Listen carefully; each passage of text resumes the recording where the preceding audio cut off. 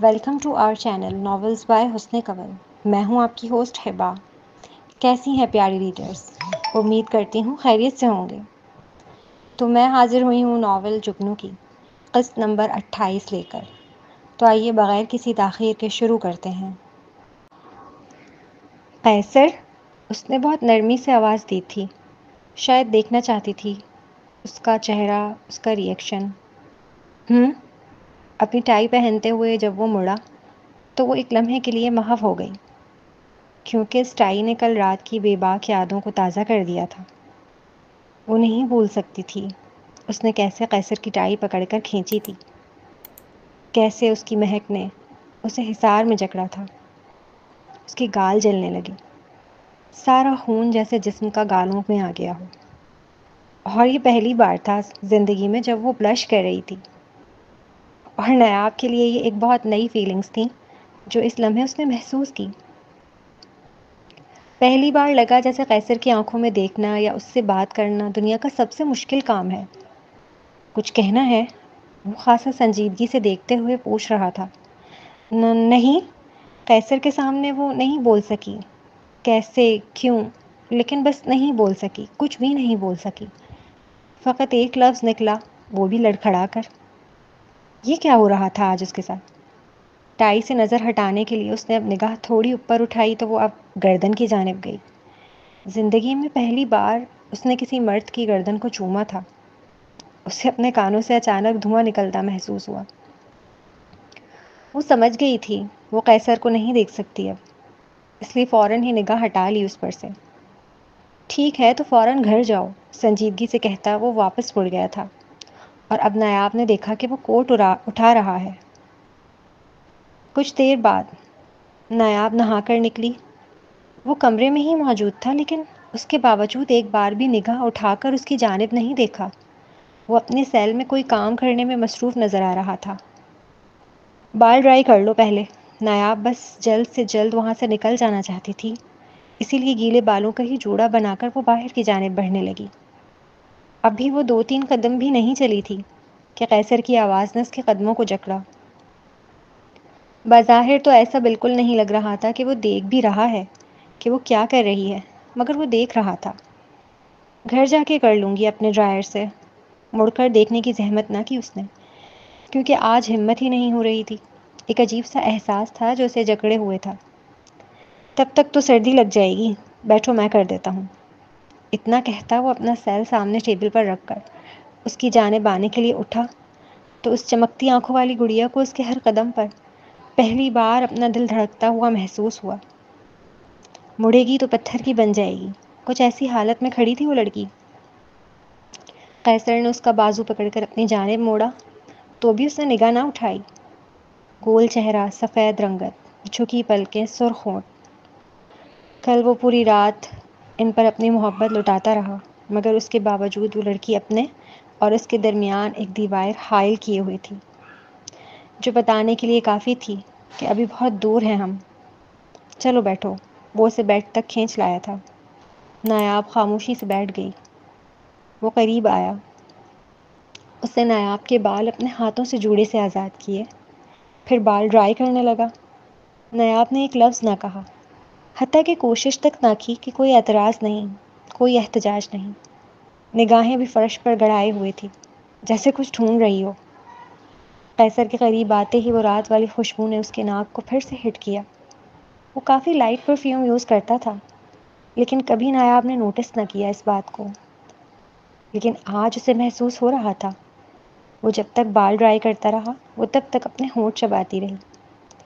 اگر کہا جائے وہ نروس ہو رہی تھی تو غلط نہیں ہوگا۔ پونی خود باندھ لو، نرمی سے کہتے وہ اب ڈرائی کا پلگ ہٹاتا نظر آ رہا تھا۔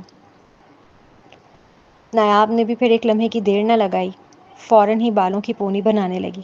لیکن ربن غائب تھی، وہ کیسے باندھتی بالوں کو؟ میری ربن؟ نایاب نے پورے بیڈ پہ نظر دوڑائی، لیکن ربن کہیں نظر نہیں آ رہی تھی۔ ربن نہ ملنے کے سبب اس نے بالوں کا جوڑا بنا لیا، اور پھر بغیر مزید کچھ کہے وہ چپ چاپ وہاں سے نکل گئی۔ اور بس کمرے کا دروازہ بند ہونا تھا کہ قیصر کے سارے اعصاب ڈھیلے پڑے۔ وہ وہیں بیڈ پر بیٹھ گیا تھا۔ دل اتنی زور سے دھڑک رہا تھا کہ لگا باہر ہی نکل آئے گا۔ بہت مشکل تھا نایاب کے سامنے خود کو نارمل دکھانا۔ کچھ لمحے بعد وہ ایک گہری سانس لے کر کھڑا ہوا۔ اس نے آئینے کے سامنے کھڑے ہو کر جب کوٹ کی جیب میں ہاتھ ڈال کے باہر نکالا تو اس کے ہاتھ میں اب ربن موجود تھا، جسے دیکھ اس کے لبوں پر بہت پیاری سی مسکراہٹ بکھری۔ اس نے ربن کو اپنے لبوں سے لگایا اور پھر سونگھنے لگا۔ اس میں نایاب کے بالوں کی خوشبو محسوس کر سکتا تھا وہ ابھی بھی۔ وہ اپنی ہی دنیا میں تھا جب سیل رنگ ہوا۔ وہ ربن کو واپس اپنے کوٹ کی جیب میں ڈال کر اب سیل کی جانب آیا تھا۔ اسکرین پر نمبر دیکھتے ہی اس کے چہرے پر چھائی حسین مسکراہٹ لمحہ بھر میں سمٹ گئی۔ پتہ چلا کس نے کروایا ہے؟ اس کی آنکھوں کا رنگ ایک دم بدل گیا تھا۔ چہرے پر سرخی امڑ آئی تھی جو اس کے غصے کا پتہ دیتی معلوم ہوئی۔ سر، چمڑی ادھیڑ دی سالوں کی مار مار کر، لیکن نام بولنے کے لیے پھر بھی تیار نہیں دونوں میں سے ایک بھی۔ دوسری جانب سے جب اسے یہ اطلاع ملی تو اس کے چہرے پر مزید سختی بڑھی۔ سر، اگر یہ معمولی غنڈے ہوتے تو یہ اب تک سب کچھ بک چکے ہوتے۔ مجھے لگتا ہے یہ پروفیشنل ہیں۔ اس کا گارڈ اپنے تجربے سے بول رہا تھا۔ ان لڑکوں کا زریاب سے کوئی لنک ملا؟ قیصر کو کہیں نہ کہیں اندازہ تھا کہ اس معاملے میں زریاب انوالو ہے، لیکن اس کے پاس کوئی ثبوت نہیں تھا۔ نہیں سر، مجھے نہیں لگتا زریاب کا اس میں کوئی ہاتھ ہے۔ وہ تو اپنی گرل فرینڈ کے ساتھ تھا۔ رات کے 2 بجے کے قریب وہ دونوں نکل گئے تھے یہاں سے۔ قیصر خاموش ہو گیا پوری بات سننے کے بعد۔ وہ محسوس کر رہا تھا کہ کوئی بڑی طاقت ہے جو ان سب میں انوالو ہوئی ہے۔ زریاب اتنا ذہین نہیں کہ وہ بغیر کوئی ثبوت چھوڑے اتنا بڑا سیٹ اپ پلان کرے۔ کیا کرنا ہے سر؟ زریاب پر نظر رکھو۔ وہ کہاں جاتا ہے، کن کے ساتھ بیٹھتا ہے، کیا کرتا ہے، ہر چیز کی ڈیٹیل چاہیے مجھے۔ زریاب اکیلے نہیں کر سکتا یہ سب، خاص طور پر تب جب وہ جانتا ہے کہ جگنو کے پیچھے میں موجود ہوں۔ کمرہ بک ہوا تھا، پروفیشنل گنڈے لگائے گئے تھے، ڈوز دیا گیا تھا، کمرے میں کیمرے لگوائے گئے تھے، اور ان سب کے باوجود کوئی لنک، کوئی ثبوت نہیں مل رہا تھا کہ یہ سب کیا، کس نے ہے، کہ یہ سب کیا کس نے ہے۔ اتنا فل پروف پلان زریاب جیسا بچہ نہیں بنا سکتا۔ قیصر کو اس بات کا پورا یقین تھا کہ کوئی پاورفل بندہ موجود ہے ان سب کے پیچھے، مگر کون؟ اور اس کی نایاب سے کیا دشمنی بھلا؟ اور ان لڑکوں کا کیا کرنا ہے سر؟ میری عزت پہ ہاتھ ڈالنے کی کوشش کی ہے انہوں نے، نامرد کر کے پھینک دو کچرے میں، گالی کو۔ اس نے نہایت غصیلے لہجے میں اپنا حکم صادر کیا۔ جی سر۔ کال ڈسکنیکٹ ہونے کے بعد وہ بھی کمرے سے نکل گیا۔ جاتے جاتے وہ ہوٹل کے مالک سے یہ بات کر کے گیا تھا کہ یہ کمرہ آج سے اس کے نام پہ بک رہے گا ہمیشہ۔ اب اگلا سین، وہ سیدھا آفس پہنچا تھا۔ Good morning sir. اس کے آفس میں داخل ہوتے ہی گڈ مارننگ کی صدائیں شروع ہو گئیں۔ وہ ایک نگاہ پورے ماحول پر ڈالتا اپنے کیبن کی جانب بڑھا تھا۔ اس کی سیکریٹری اس کے پیچھے پیچھے تھی۔ وہ اسے پورے دن کا شیڈیول بتا رہی تھی۔ یہ سب تو ہوتا ہی رہے گا، تم دیگیں تیار کرواؤ۔ اس چاکلیٹی بوائے کے اچانک کہنے پر عائشہ نے الجھ کر اس کی جانب دیکھا۔ کس چیز کی دیگیں سر؟ وہ قلم ہاتھ میں لیے ڈائری پر لکھنے کے لیے تیار کھڑی تھی۔ میرے ولیمے کی، اس نے خاصا مسرت بھرے لہجے میں کہا۔ تو عائشہ سے منہ کھولے دیکھنے لگی۔ اس کی شادی کب ہوئی جو ولیمہ ہو رہا ہے؟ وہ یہی سوچ الجھی۔ کون سا ولیمہ سر؟ وہ الجھے ہوئے لہجے میں استفسار کر رہی تھی۔ گمان یہی تھا کہ شاید کچھ غلط سن لیا ہے۔ شادی کے بعد جو ولیمہ ہوتا ہے وہی کا لفظ اس نے جتاتے ہوئے ادا کیا۔ اسے نہیں لگا تھا اس زندگی میں کبھی یہ موقع ملے گا کہ وہ بھی لوگوں کو ولیمے کی دعوت کھلائے گا۔ مگر شادی کب ہوئی؟ عائشہ کافی سالوں سے اس کے لیے کام کر رہی تھی۔ منگنی ہوئی تھی یہ علم میں تھا اس کے، بلکہ منگنی کی ساری ارینجمنٹ سنبھالی ہی اس نے تھی۔ مگر یہ شادی کہاں سے ہو گئی؟ اوپر سے ولیمہ بھی ہو رہا ہے اب۔ اسے کیوں خبر نہیں کسی چیز کی؟ کیا میں پابند ہوں عائشہ کہ میں تمہارے ہر سوال کا جواب دوں؟ قیصر نے اب ٹیڑھی نگاہوں سے تکتے ابرو اچکا کر استفسار کیا، جس پر وہ فوراً نفی میں سر ہلانے لگی۔ نو سر۔ گڈ۔ اب میری بات غور سے سنو۔ آج رات کوئی بھی بھوکا نہیں سونا چاہیے پورے پاکستان میں، سمجھی؟ دیگے بنوا کر بھجوا دو سب جگہ۔ آج پورے دن میرے ولیمے کا کھانا چلنا چاہیے ہر جگہ، چاہے وہ مسجدیں ہوں، چاہے وہ ویلفیئر ہوں، چاہے وہ مزار ہوں، چاہے وہ ریسٹورنٹ ہوں، سب جگہ میرے ولیمے کے کھانے سے کوئی محروم نہیں رہنا چاہیے۔ اوکے سر، جیسا آپ چاہیں۔ زندگی میں پہلی بار وہ لڑکی بغیر شادی کے اتنا بڑا ولیمہ کرتے دیکھ رہی تھی کسی کو، مگر وہ دیکھ سکتی تھی قیصر کے چہرے کا گلو آج الگ ہی تھا۔ وہ بار بار مسکرا رہا تھا بنا بات کے۔ اب اگلا سین، وہیں دوسری جانب ڈرائیور نایاب کو بجائے گھر لے جانے کے یوسف مینشن لے کر پہنچ گیا تھا۔ وہ لڑکی پورے راستے اپنے خیالوں میں اتنا مگن تھی کہ اس نے دیکھا ہی نہیں کہ ڈرائیور نے کب راستہ بدلا اور کب اسے عبد الرحمن صاحب کے گھر لے کر پہنچ گیا۔ آپ مجھے یہاں کیوں لائے ہیں؟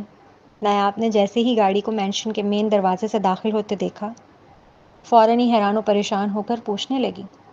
وہ اچھے سے جانتی تھی اس کے نانا اس سے شدید نفرت کرتے تھے۔ کیونکہ مجھے آرڈر ملا تھا آپ کو یہاں لانے کا، ڈرائیور گاڑی کے پورش میں پارک کرتے ہوئے آہستگی سے گویا ہوا۔ نایاب نے اس کی جانب حیرت سے دیکھا۔ ڈرائیور نے گاڑی سے اتر کر فوراً ہی اس کے لیے گاڑی کا ڈور کھولا، جیسے وہ عادی تھا کھولنے کا۔ لیکن یہ منظر دور سے بیٹھ کر عبد الرحمن صاحب دیکھ رہے تھے، اور ان کی نگاہوں کو بہت کھٹکا تھا یہ منظر۔ ان کے نزدیک وہ لڑکی تھی ہی کون جسے اتنا وی آئی پی ٹریٹمنٹ دے رہا تھا ان کے پیسوں پر پلنے والا ڈرائیور۔ نایاب جب پورش میں کھڑی ہوئی تو اسے سامنے ہی گارڈن اور خوبصورت سا مینشن نظر آیا۔ یہ وہی مینشن تھا جہاں وہ بچپن میں بہت سارے خواب اور امیدیں لے کر آئی تھی اپنی ماں کے ساتھ۔ وہ لمحہ اس کی آنکھوں میں آج بھی کرب کے آنسو لے آیا تھا جب اس کی ماں سے اسے جدا کر کے ویلفیئر بھیجا گیا تھا۔ کافی دیر وہاں خاموشی سے کھڑی رہی وہ لڑکی۔ کیوں بلایا گیا تھا اسے یہاں؟ وہ بھی یوں اچانک؟ کیا قیصر جانتا تھا اس حوالے سے؟ اسے کوئی اندازہ نہیں۔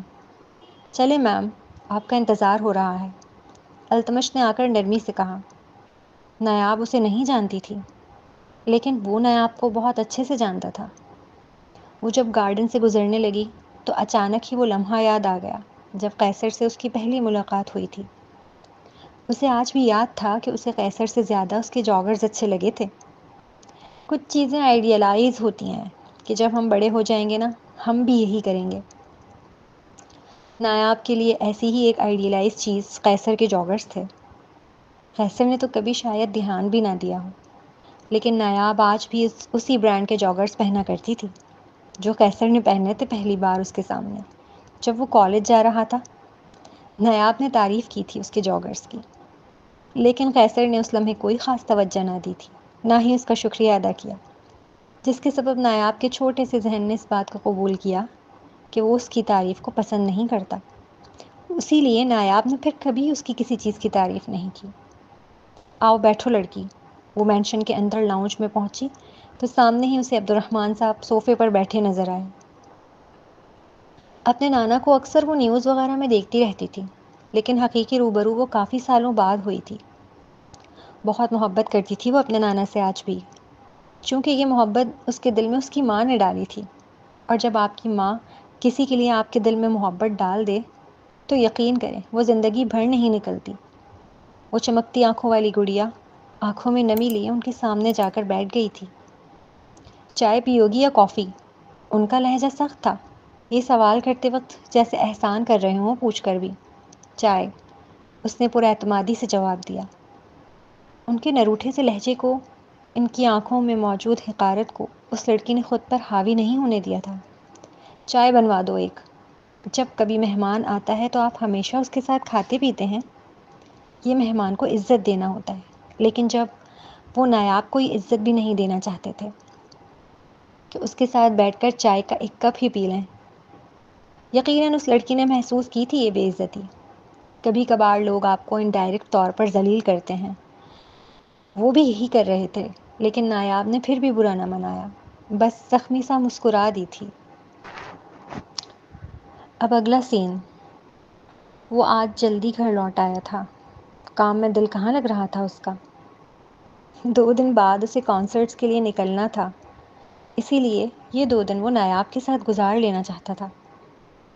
وہ مٹھائی کا ڈبہ لے کر آیا تھا آج واپسی پر۔ پورے آفس میں بھی مٹھائی بٹوائی تھی اس نے۔ وہ خوش تھا، بہت خوش۔ جگنو، جگنو! وہ گھر میں داخل ہوا تو غیر معمولی طور پر خاموشی نے اس کا استقبال کیا، ورنہ نایاب گھر میں ہوتی تھی تو کچھ نہ کچھ کھٹ پٹ کی آوازیں چل ہی رہی ہوتی تھیں، کیونکہ وہ اکثر رات کا کھانا بناتی ہوئی ملتی تھی اسے کچن میں۔ مگر آج نہ تو وہ کچن میں تھی اور نہ ہی گارڈن میں۔ وہ مٹھائی کا ڈبہ لے کر ڈائریکٹ اب کمرے کی جانب بڑھا تھا۔ کمرہ خالی تھا تو اس لیے قیصر نے واش روم کے پاس کھڑے ہو کر آواز لگائی، جگنو! اندر سے آواز نہ آنے پر اس نے دروازہ کھول کر دیکھا تو واش روم خالی تھا۔ اب وہ تھوڑا پریشان ہوا۔ اس نے مٹھائی کا ڈبہ سامنے ٹیبل پر رکھا، تیزی سے اپنا سیل پاکٹ سے نکالا، اسے نایاب کو کال کی۔ دوسری جانب سے کال فوری ریسیو ہوئی، جیسے انتظار میں ہی ہو۔ کہاں ہو جگنو؟ کل رات کے واقعے کے بعد وہ ہائی الرٹ ہو گیا تھا۔ اپنے نزدیک تو اس نے اپنے سب سے بھروسے والے آدمی کے ساتھ نایاب کو گھر بھیجا تھا، ساتھ ہی سیکیورٹی بھی بڑھا دی تھی، جس کی نایاب کو ذرا برابر بھی خبر نہ تھی۔ ان سب کے باوجود اس کی بیوی گھر سے غائب تھی۔ وہ کیسے پریشان نہ ہوتا؟ وہ کیسے فکر میں نہ گھلتا؟ میں اپنے ہاسٹل میں، دوسری جانب سے میٹھی سی آواز اس کے کانوں کی سماعت سے ٹکرائی۔ وہ لڑکی خاصا لاپرواہی سے بتا رہی تھی، اور ایسا نہیں ہے کہ وہ نہیں جانتی تھی کہ مقابل کس قدر شاکڈ ہوا ہوگا اس کا جملہ سن کر۔ ہاسٹل؟ کیوں؟ وہ خود بھی نہیں جانتا ہوگا شاید کس قدر احتجاج در آیا تھا اس کے لہجے میں۔ کیا مطلب کیوں؟ مجھے آسانی رہتی ہے کالج جانے میں یہاں سے، تو یہاں سے کون سا تمہیں ہیل بیل لگ رہے تھے؟ اس کے لہجے میں از خود ہی طنز ابھر آیا تھا۔ قیصر، کیا تم باسی ہونا بند کر سکتے ہو؟ لہجے میں مانا التجا تھی، لیکن وہ التجا سے کہیں زیادہ جھنجھلاہٹ اور کوفت کا اظہار تھا، جو یہ بتانے کے لیے کافی تھا کہ وہ نہیں چاہتی کہ وہ اس کی زندگی میں دخل کرے۔ واٹ؟ قیصر بے ساختہ ہی حیرت سے بول اٹھا۔ میں نے اپنی بات کہہ دی ہے اور تم نے سن لی ہے، اللہ حافظ۔ اور فقط اتنا کہہ کر اس لڑکی نے کال ڈسکنیکٹ کر دی۔ وہ حسین لڑکا کچھ ثانیے تک اپنی جگہ منجمد کھڑا رہا۔ وہ اتنی سنگ دل کیسے ہو سکتی تھی؟ تو وہ پچھتا رہی ہے۔ سیل کو کان سے ہٹا کر اب سیل کی خالی اسکرین کو تکتے وہ زیر لب بڑبڑایا، پھر مسکرا دیا۔ اور وہ مسکراہٹ اس قدر کرب بھری تھی، اس قدر رنجیدہ تھی، اس قدر زخمی تھی کہ انتہا تھی فقط۔ اور میں اس خوشگمانی میں گھر آیا تھا کہ اب ہم آگے بڑھانے والے ہیں اپنے رشتے کو۔ ایسا کیوں ہے کہ ہمیشہ اس کے لیے چھوڑنا مشکل ہوتا ہے، ورنہ مقابل تو جب دل چاہتا ہے چھوڑ جاتی ہے۔ قیصر کے لیے اس تلخ حقیقت کو قبول کرنا بہت مشکل تھا کہ نایاب اسے چھوڑ گئی ہے، وہ بھی پھر سے۔ اس کی آنکھوں میں سرخ ڈوریں ابھر آئی تھیں۔ اب اگلا سین۔ نایاب ہاسٹل میں رہنا شروع ہو چکی تھی۔ 3 دن گزر گئے تھے، مگر قیصر نے پھر دوبارہ کال نہ کی اور نہ اس نے کوئی رابطہ کرنے کی کوشش کی۔ اس سنگ دل کو بھلے ہی قیصر کی کال یا میسج کا انتظار نہ ہو، مگر دوسری جانب معاملہ بالکل برعکس تھا۔ وہ تو ہر تھوڑی دیر بعد اپنا سیل چیک کرتا تھا کہ شاید کوئی کال آئی ہو، شاید کوئی میسج آیا ہو، اور پھر دل جلوں کی طرح سیل پٹخ دیا کرتا۔ یہ امید بڑی بری چیز ہے، ساتھ نہیں چھوڑتی۔ لاکھ سامنے والا بے مروتی دکھائے، سنگ دلی دکھائے، بے رخی دکھائے، لیکن یہ جو دل ہے نا، یہ امیدیں باندھنا نہیں چھوڑتا۔ اس لڑکے کا بھی نہیں چھوڑ رہا تھا۔ وہ بے بس تھا اپنی جان پر اس ستم ڈھانے والی کے معاملے میں۔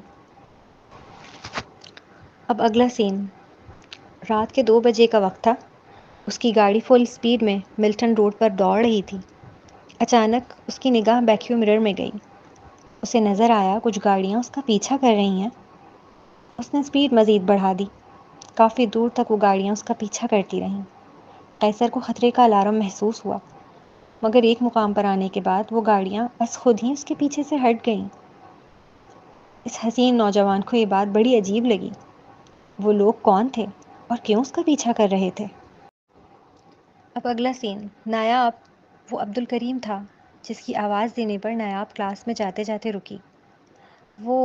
تم میرے ساتھ ہاسپٹل چلو۔ عبد الکریم کی بات سن وہ الجھی۔ ہسپتال؟ وہ تمہاری چاچی کا ایکسیڈنٹ ہو گیا ہے، وہ ہسپتال میں ہیں اس وقت۔ مجھے عرصہ کی کال آئی تھی انفارم کرنے کے لیے، اور بس عبدالکریم کا یہ اطلاع دینا تھا کہ وہ کچھ لمحے تک تو کچھ بول ہی نہ سکی مارے سکتے کے۔ کون سے ہسپتال میں؟ اس نے گہرا سانس لیا، جیسے سارے بکھرتے جذبات پر قابو کرنے کی کوشش کی ہو۔ میں تمہیں لے چلتا ہوں، چلو۔ اس نے نایاب کو دانستہ طور پر نہیں بتایا تھا کہ سائمہ خاتون کافی کرٹیکل سچویشن میں ہیں، کیونکہ عرصہ نے منع کیا تھا اسے۔ جب نایاب ہسپتال پہنچی تو خود سے پہلے وہاں پر عرصہ اور زریاب کو پا کر وہ الجھی، مگر اس وقت وہ اپنی چاچی کی فکر میں تھی، اس لیے فوراً ہی ڈاکٹر کی جانب بھاگی جو آپریشن روم سے باہر آئے تھے۔ ڈاکٹر، میری چاچی کیسی ہیں؟ سائمہ خاتون نایاب کے لیے بالکل اس کی ماں جیسی تھیں، جنہوں نے اس کی مشکل وقت میں بہت مدد کی، اسے محبت دی، اسے تحفظ دیا، اسے رہنے کے لیے گھر دیا، اسے کھانے اور پہننے کے لیے سامان مہیا کیا، اور کبھی بھی بدل میں کچھ نہیں مانگا۔ ہمیشہ یہی کہا کہ وہ بیٹی ہے ان کی۔ اس کی آنکھیں بار بار بھر آ رہی تھیں، وہ تصور بھی نہیں کر سکتی تھی انہیں کھونے کا۔ آپ بس دعا کریں اور اس فارم پر سائن کر دیں، ہم اپنی طرف سے پوری کوشش کریں گے، باقی اللہ کی مرضی۔ لیکن اگر پیشنٹ کو کچھ ہو جاتا ہے تو ہسپتال کی انتظامیہ اس کی ذمہ دار نہیں ہوگی۔ ڈاکٹر کی بات سنتے ہی نایاب کو لگا جیسے اس کے پاؤں سے جان نکل گئی ہو، اس کا دل کسی نے مٹھی میں بھینچ لیا ہو۔ اپنے ایک اور پیارے کو کھونے کا وہ تصور بھی نہیں کرنا چاہتی تھی، ہرگز نہیں۔ لرزتے ہاتھوں کے ساتھ اس نے فارم پر سائن کیے۔ نایاب، سب ٹھیک ہو جائے گا، تم فکر مت کرو۔ عبدالکریم اس کے پاس آ کر اسے دلاسا دینے لگا۔ اس لڑکی کی آنکھوں میں آنسو عبدالکریم کے اپنے دل میں ہلچل مچاتے محسوس ہوئے۔ پھر نایاب کی نگاہ عرصہ و زریاب پر گئی۔ وہ دونوں یہاں کیا کر رہے تھے؟ تم دونوں یہاں کیوں ہو؟ نایاب نے عرصہ کے سامنے جا کر دونوں کو ایک ساتھ دیکھتے ہوئے استفسار کیا۔ نایاب، وہ دراصل عرصہ ہمت جٹا رہی تھی اسے سچ بتانے کی، جبکہ زریاب نے اپنی نظریں چرا لی تھیں۔ وہ بے وقوف نہیں تھی، وہ محسوس کر سکتی تھی کہ کچھ گڑبڑ چل رہی ہے وہاں۔ کیا اس حادثے کا تعلق تم دونوں سے ہے؟ اس کے سوال کرتے ہی عرصہ کے تو ہوش اڑے، جبکہ زریاب اپنی گردن کی پشت مسلنے لگا۔ وہ نظر نہیں ملا رہا تھا نایاب سے، اور نہ ہی اس کی جانب دیکھ رہا تھا۔ اس کی چاچی تو لاہور میں تھی نا، پھر وہ اچانک کراچی میں کیسے؟ اور یہ ایکسیڈنٹ کیسے ہوا؟ نہیں مطلب، ہاں یہ سب غیر ارادی طور پر یہ پہ ہی ہوا ہے۔ زریاب نے دانستہ طور پر دھکا نہیں دیا تھا انہیں، عرصہ ڈرتے ڈرتے بولی۔ اس کا کیا انکشاف نایاب کی آنکھیں مارے حیرت و بے یقینی کے پھیلا گیا۔ کیا مطلب دھکا نہیں دیا؟ عرصہ پوری بات بتاؤ، وہ تیزی سے سخت لہجے میں بولی۔ تمہاری چاچی آئی تھیں زریاب کے پاس، ہم زریاب کی گلی کے کونے پر جو گارڈن ہے وہاں پر تھے۔ ہمیں دیکھتے ہی وہ ٹیکسی سے وہیں اتر گئی تھیں۔ وہ زریاب کے پاس آ کر تمہاری پرانی یادوں کی تصویریں دکھانے لگیں، مگر زریاب نہیں دیکھنا چاہتا تھا۔ وہ بضد تھیں کہ جب تک اسے پرانی یادیں یاد نہیں دلا دیتی واپس نہیں جائیں گی۔ اور اتنا کہہ کر وہ خاموش ہو گئی۔ اور کیا؟ پہلی بار زندگی میں نایاب نے خود کو بے صبر ہوتا محسوس کیا، اور زریاب نے انہیں جھٹک دیا، صاف کہا کہ وہ نہیں دیکھنا چاہتا۔ وہ اب آگے بڑھ چکا ہے اپنی زندگی میں میرے ساتھ۔ مگر پھر بھی تمہاری چاچی نہیں مانی۔ زریاب ان سے چڑھ کر روڈ کی سائڈ چلا گیا تھا، وہ بھی پیچھے پیچھے آئیں۔ روڈ پر ہی زریاب کا پیچھا کرتے ہوئے انہوں نے زبردستی زریاب کو تصویریں دکھانی چاہییں۔ وہ غصے میں آ کے زریاب نے انہیں تھوڑا دور دھکا دے دیا۔ اسی لمحے نہ جانے کہاں سے ایک گاڑی آئی اور انہیں مارتی ہوئی چلی گئی۔ یقین کرو نایاب، یہ مکمل ایک حادثہ ہے۔ زریاب کی ان سب میں کوئی غلطی نہیں، وہ تو صرف ان سے دور بھاگ رہا تھا۔ عرصہ پوری بات بتانے کے بعد رونے لگی تھی۔ ایک شخص کو آپ دل و جان سے چاہو اور وہی آپ کا سب کچھ لوٹنے پر اتر آئے، پہلے آپ کی عزت اور اب آپ کی ماں جیسی چاچی کو مارنے کی کوشش۔ تو یہ کیسے ممکن ہے کہ دل میں وہی جذبات برقرار رہیں جو پہلے ہوا کرتے تھے؟ اسے نہیں لگا کہ زندگی میں اس نے کبھی کسی سے اتنی نفرت کی ہو جتنی اس لمحے اسے زریاب سے ہو رہی تھی۔ تم نے میری چاچی کو دھکا دیا روڈ پر؟